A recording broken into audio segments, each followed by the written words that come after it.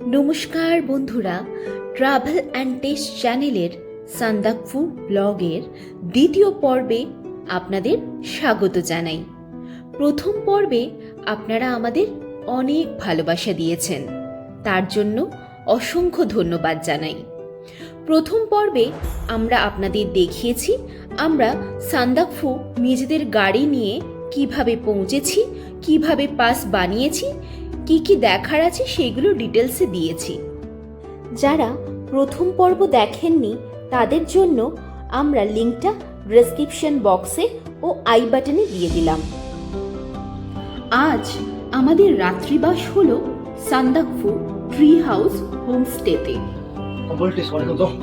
বিকেলের evening snacks আমরা পেয়ে গেলাম, কিন্তু যদিও বা এখানের বিকেল মানে রাত্রি 8টার মতো। এই ঠান্ডাতে মানে জাস্ট হাত পা নাড়া যাচ্ছে না, তার মধ্যে আমরা বসে আছি, আগুনের মধ্যে হাত সেঁকছি।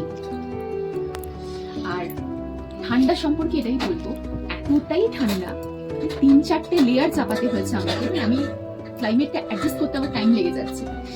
তো ফার্স্টে তো এসে হাতগুলো কাজ করছিল না। তো যারা হোটেলের যারা হোমস্টে যারা রয়েছেন ওনারা খুবই খুব ভালোভাবে আমাদেরকে ওনারা ট্রিট করেছেন। সমস্ত গরম জলের ব্যবস্থা। এই হোমস্টের খরচা ছিল পার হেড পার ডে 2000 টাকা। আমরা সারাদিন জার্নি করে এতটাই টায়ার্ড ছিলাম, তাই তাড়াতাড়ি রাতে ডিনার সেরে নিলাম, কারণ পরদিন সকালে উঠে ভোর 4টের সময় আমাদের সানরাইজ দেখতে হবে। রাতে ডিনার সেরে আমরা আমাদের হোমস্টে রুমের মধ্যে ব্যাক করলাম। বাইরে এতটাই ঠান্ডা, মানে নিজেকে আর বাইরে দাঁড়িয়ে ফিল করতে পারছি না। সমস্ত কিছু হাত পা সমস্ত কিছু কিচ্ছু কাজ করছে না। আমি এখানে পুরো জড়সড় হয়ে বেডের মধ্যে একটা গরম জলের কাপ নিয়ে বসে আছি। আর এই রুমের যারা হোমস্টেতে আছেন তারা আমাদের জন্য সুন্দরভাবে একটা অ্যাটাচ ওয়াশরুম সহ রুম অ্যারেঞ্জ করে দিয়েছে, যার মধ্যে ওনারা আমাদেরকে এই হট একটা ব্ল্যাঙ্কেট দিয়েছে। যদি একটু আমরা এত ঠান্ডার মধ্যে আমাদের ভোর 4:30 উঠে সানরাইজ দেখতে হবে। পরদিনের জন্য অপেক্ষা করছে সেই বহু আকাঙ্ক্ষিত দৃশ্য। চলুন তাহলে আজকের মতো সবাইকে শুভরাত্রি জানাই।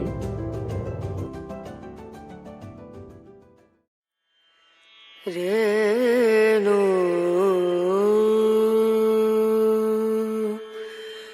রেনা রেনা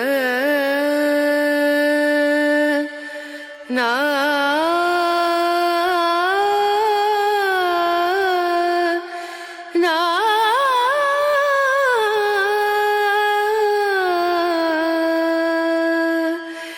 Reno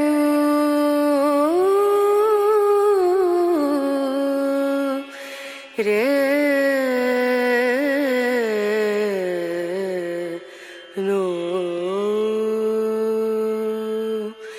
dim dum da na da dim da na da dim dum da na da dim da na dim dum da na dim dum da na da dim da na o da ni da na di da na na o da ni da na di da na na da di na da dim dum da na da dim da na dim dum da na da dim da na dim dum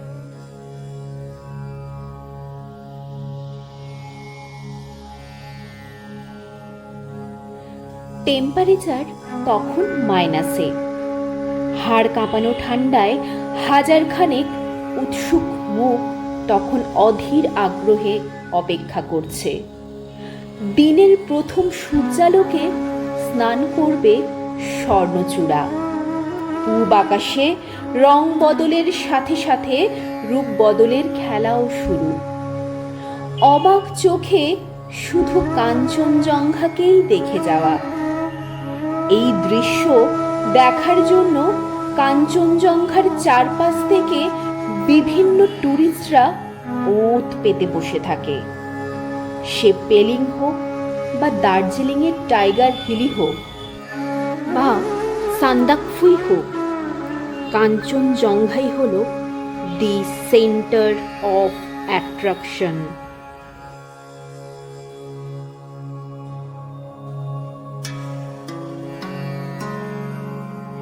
বাঙালির স্বপ্নের পাহাড়, ভালোবাসার পাহাড়। ভারতের সাথে নেপালের পূর্ব সীমান্ত জুড়ে দাঁড়িয়ে আছে দি সেন্টার অফ অ্যাট্রাকশন, আমাদের কাঞ্চনজঙ্ঘা।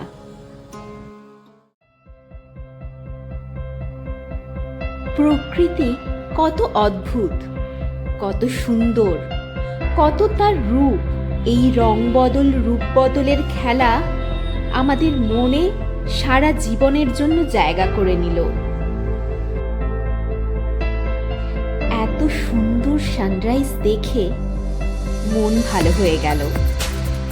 সত্যি কষ্টের ফল যে কখনো বিফলে যায় না তা প্রমাণ পেলাম। এত কষ্ট করে ওপরে এসে এত ভালো দৃশ্য দেখে সত্যি মন ভরে গেল। গাড়ির উপরে জাস্ট হালকাভাবে বরফ জমে গেছে। দেখুন কি পরিমাণে ঠান্ডা। রাতের টেম্পারেচার মাইনাসে চলে যাওয়ার জন্য সকালে উঠে আমরা হালকা বরফের লেয়ার দেখতে পেলাম। আর হোমস্টেগুলোতে পাইপে জল না আসার সমস্যাও তৈরি হলো, কারণ পাইপগুলোতে জল জমে বরফ হয়ে গেছে। ভোরবেলা 4টের সময় হোমস্টেতে সকালে গরম জলের ব্যবস্থা ও কফির ব্যবস্থাও করে দেওয়া হচ্ছিল। এত ঠান্ডার মধ্যেও এই ইয়াকগুলো প্রকৃতির সাথে নিজেদেরকে অ্যাডজাস্ট করে নিয়েছে। দূরে অন্নপূর্ণা, তারপর মাকালু, লুপসে, আর ওই যে উঁচু যেটা ওটা হচ্ছে এভারেস্ট, আর ঠিক তারপরেই রয়েছে থ্রি সিস্টার।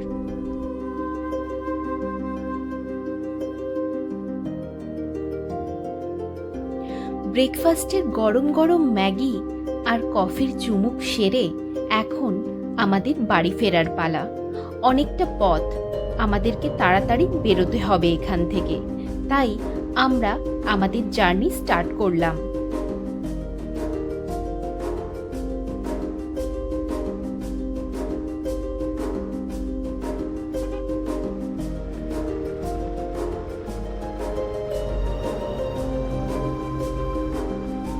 এই সান্দাকফু আসার জন্য দুটি রাস্তা আছে, একটা ইন্ডিয়া থেকে আর একটা নেপাল থেকে।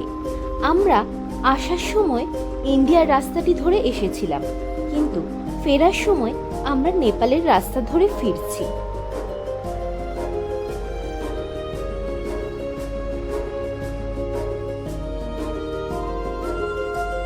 এই নেপালের রাস্তাটি ইন্ডিয়ার রাস্তা থেকে তুলনামূলকভাবে অনেকটাই কম দুর্গম ও অনেকটা কম স্টিভ, তবে রাস্তার কন্ডিশন খুব একটা ভালো নয়। খুব আস্তে আস্তে ধীরে ধীরে আমরা এগিয়ে চললাম।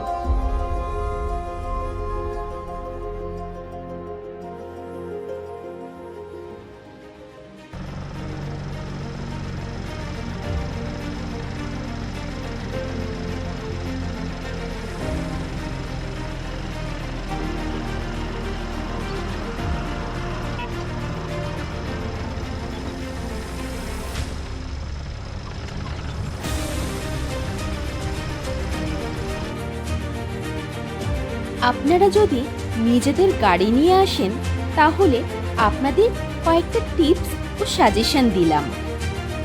প্রথমত, খুব সময় নিয়ে ধৈর্য রেখে আপনাদেরকে এই রাস্তায় গাড়ি চালাতে হবে। এখানে রাস্তা খুবই ন্যারো ও স্টিভ। সামনের দিক থেকে যদি কোনো গাড়ি এসে থাকে তাহলে হয়তো আপনাদের পেছনে 200 মিটার পর্যন্ত ব্যাকে যেতে হতে পারে। তার জন্য ধৈর্য হারালে চলবে না। ও এখানকার যারা লোকাল ড্রাইভার বা গাড়ি রয়েছে ওদের সাথে কোনোভাবেই আপনারা ঝামেলায় জড়াবেন না, কারণ এখানকার যে লোকাল স্থানীয় মানুষেরা ও ড্রাইভাররা যারা রয়েছেন এনারাই আপনাদের সব থেকে বেশি হেল্প করবেন।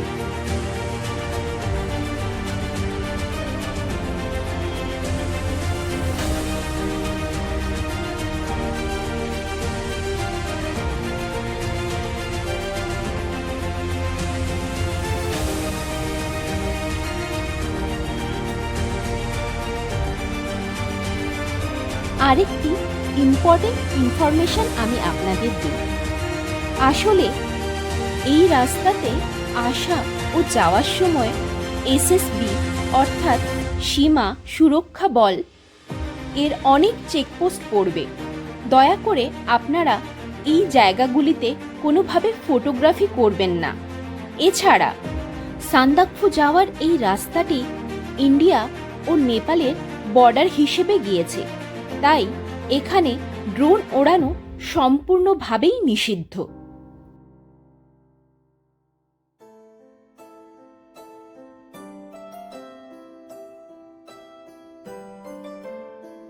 নামার সময় হঠাৎ করে আমরা মেঘের মধ্যে কোথায় যেন লুকিয়ে গেলাম। চারিপাশটা হঠাৎ করে অন্ধকার হয়ে গেল, কুয়াশায় ঢেকে গেল। এই মেঘ আর আলো খেলা আমাদের মনকে যেন আরো ভরিয়ে দিল। খুব সুন্দর একটা প্রাকৃতিক সৌন্দর্য।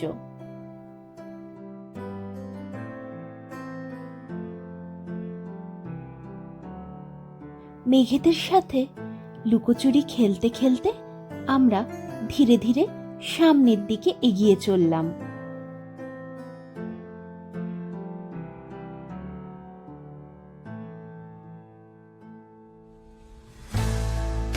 সান্দাকফু ওঠার শেষ 3 কিলোমিটার রাস্তা খুবই স্টিফ। আপনাদের 4x4 লো গিয়ারে উঠতে হবে। আরেকটা কথা বলে রাখি, আপনারা ওঠার সময় যেখানে যেই গিয়ারে উঠেছেন তেমনি নামার সময়ও একইভাবে সেই গিয়ারেই নামতে হবে, না হলে ব্রেকের ওপর খুব চাপ পড়ে যাবে আর ব্রেক জ্বলে যাওয়ার সম্ভাবনাও থাকতে পারে।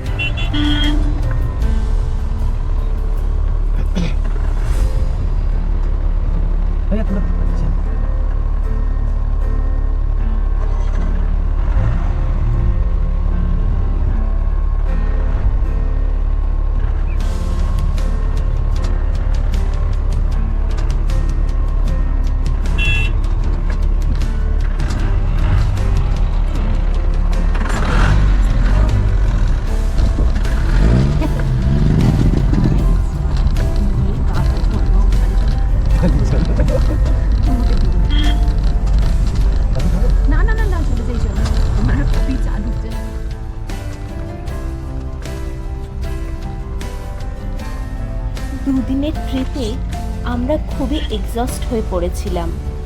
এত পরিশ্রমের মধ্যেও খুব ভালোভাবে এনজয় করে আমাদেরকে আবার ভালোভাবে বাড়ি ফিরে যেতে হবে।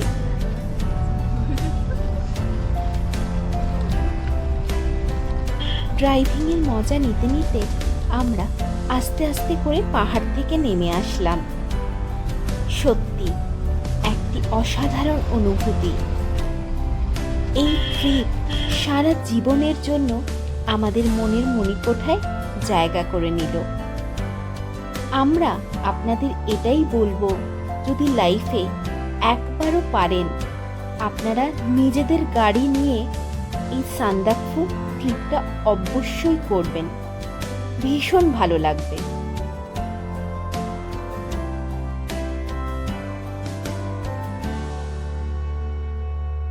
আমাদের এই সান্দাকফু ট্রিপের ভিডিও যদি আপনাদের ভালো লেগে থাকে তাহলে অতি অবশ্যই লাইক, শেয়ার ও কমেন্ট করুন আর চ্যানেলটিকে সাবস্ক্রাইব করুন।